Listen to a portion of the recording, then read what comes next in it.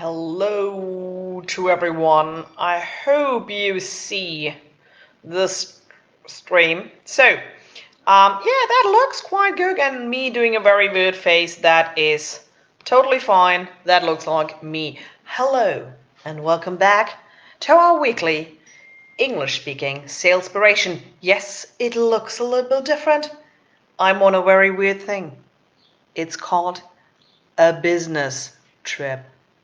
My first in the last 2.5 months. I was stuck at Cologne. I love feminist economy and empathic business headquarters in Cologne. I love them, but it was intense. So I am here in the lovely flower wall, or in front of the lovely flower wall in Magdeburg, and it's something I also didn't do for so many weeks, and probably, to be honest, it will be still the only one I'm giving in 2020, an in-person workshop. Yes, and that's why it's a little bit scrambled around, because we just ended our first workshop day on buyer or client personas. A very cool thing we developed over the years, a very intense and totally different approach, not totally, but a very advanced approach on how to develop your perfect buying personas and stuff like that you can use for much more than just buying stuff.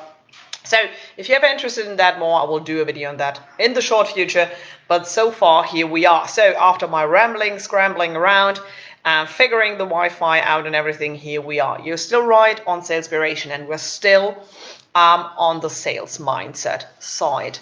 With a topic you probably wouldn't think about, firstly, about sales mindset and about how to sell more. If you think about how to sell more, it's normally associated with your skill set, certain kind of tactics, let's be honest, how much manipulation you use.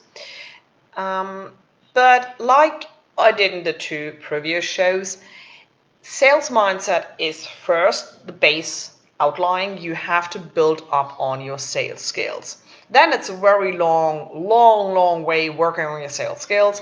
And then again, sales mindset comes into the work, and it's kind of a cornerstone again, where you rely on again, kind to amplify your sales.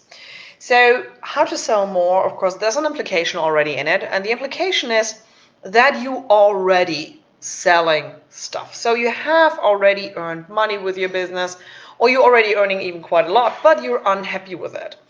And that's kind of at the point where you think about what I'm doing here. And to get to more sales, it's always the same process. You start with yourself to be fine and good with yourself, so then you can be open to all the other people. So whenever you kind of come into conflicts or anything, kind of problems in your sales, first think about yourself, what you can do to be a better salesperson, or to, let's be honest, it's not about a salesperson, to be a better entrepreneur or even a better project manager. And why is that so important, especially on how to sell more? The baseline is I have to focus extremely on other people. But if you ever had a bad day, and you know that how that negative energy is kind of flowing around, and you kind of have the feeling everyone you meet, you inflicted kind of with that negative energy, and you're like, okay, that's not working. I'm going home again, or stop talking to you again.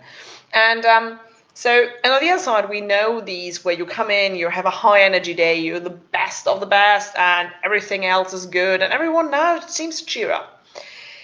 That is important in sales. Human behavior and the recognition of emotions, anything, is deeply depending on what you bring into the room. It's not so much, and that's kind of like if you're on the sales skill side, not so much about mirroring the people. Not really. I don't know still why people still try to sell mirroring techniques and anchoring techniques and all that crazy NLP stuff, which baseline mostly does not work, but doesn't matter. So go with the baseline, how to sell more. It starts with yourself. It's all about yourself in the first place. And to figure out how to get yourself in a good position of doing sales. So if you really want to work on your conversions and figure out how to sell more, the first step is always figure out, what have I done? What do I bring to the table? What do I bring to the conversation? So I had a full workshop day. We now worked kind of nearly for 10 hours. So of course I can be for you in that sales operation, exhausted or whatever, but we had a great workshop day. It was cool, and of course that level is not the same energy level as we started in the day, but I'll try still to be like that person for you in a live stream or in a video who is there for you, who tells you that even of a long day, you can do a sales operation, you can do that stuff. But on the other hand, if you really want to sell more, if you kind of had a shitty day, or it's one of these days, kind of where the challenge lies in cooking the coffee, but you kind of realize, I need coffee for making coffee. That kind of day is probably not the best idea to do your sales. Just because your low energy is reflecting on everyone else. You hear stuff, and that's kind of the problem. Sales is always about dialogue. Even that version I'm doing now for you, and I'm talking to hopefully hundreds and thousands of people, we're working on that one. But even that I'm in, don't know if you hear because we didn't announce the time. I don't know if people are really watching. If I'm in my mind and thinking there's nobody watching now, that's kind of, then I'm getting down on that. But a dialogue is about that I'm interested in where you are. In my world, it should not matter if now one person, non-person, or thousands of people watch that video now with me, with you. Kind of like that I'm here for you and doing my very best. But there are, be realistic, many days where you can perform like that. Hopefully not that many. So sales mindset and how to sell more starts with you checking in with yourself.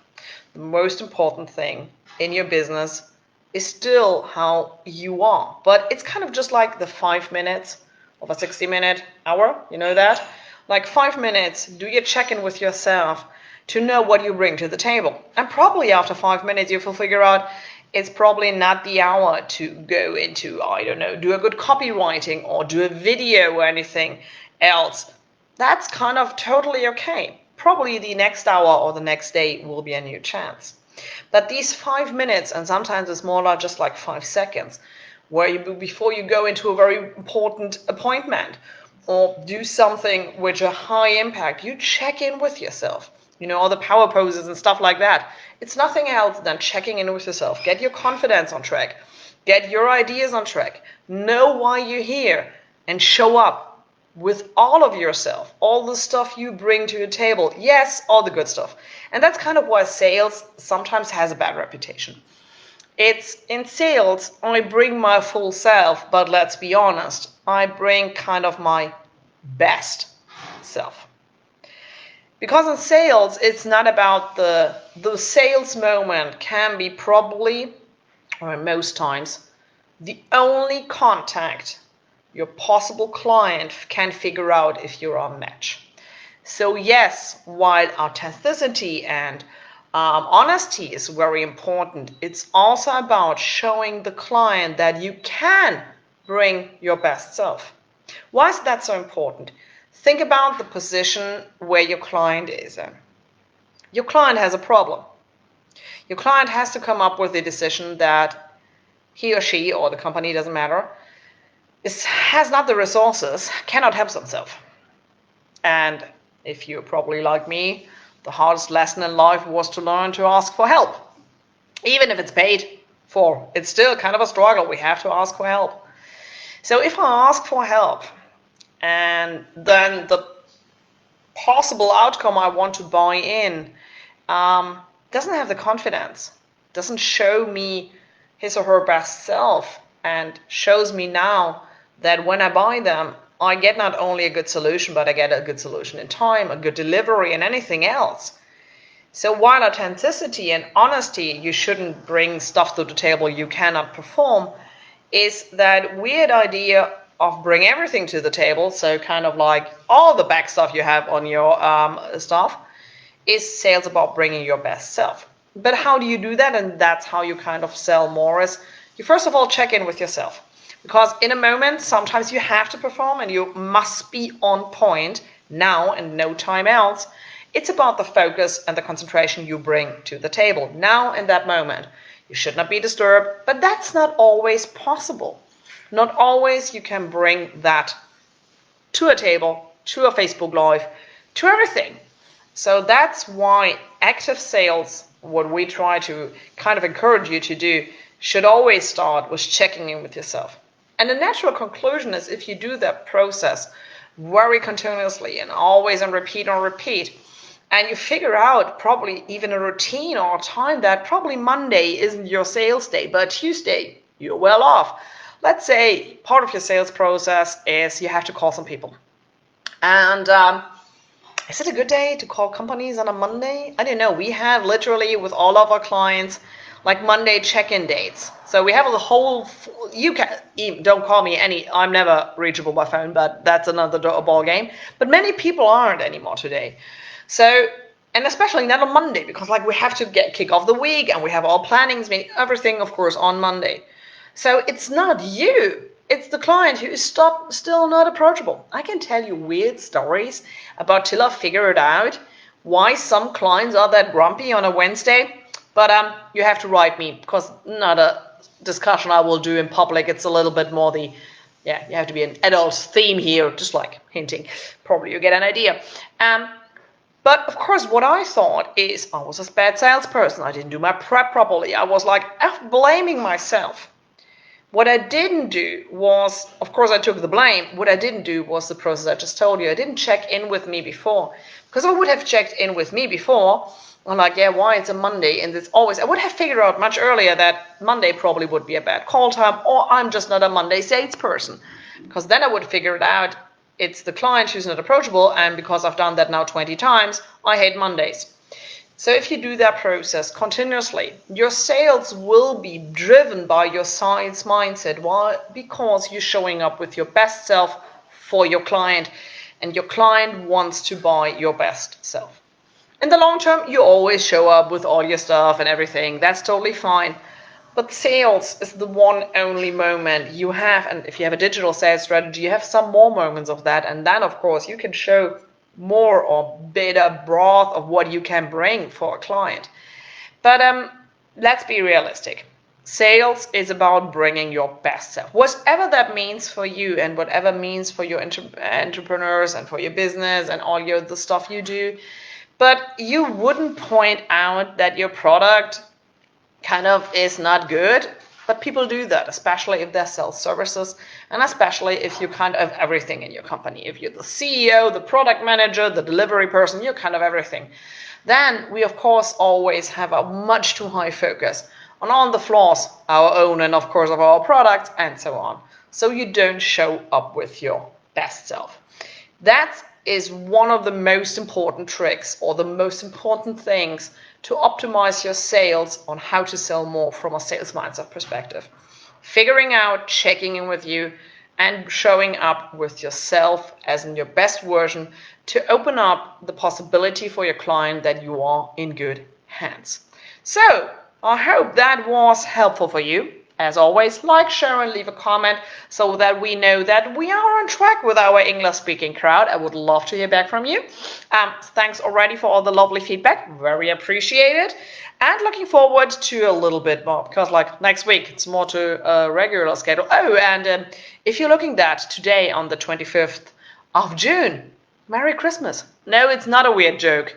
I think we all can establish one thing. That first half year was a full year. So if that was a full year, it is Christmas Eve kind of day. So 25th is kind of the 25th of December. So you will be greeted from me with Merry Christmas for the next little bit, or Happy Hanukkah, whatever. We don't care. Every cups here, whatever suits you. And so we will have a New Year's on the 1st of July instead of the 1st of January. I think it's fun. So let's start and kick off kind of a new 2020 with the 1st of July. And we're happy here for you to do that together with you. So, see you soon, talk soon, and have a great weekend. Have a good rest of the old year. See you soon in the new 2020, 1st of July.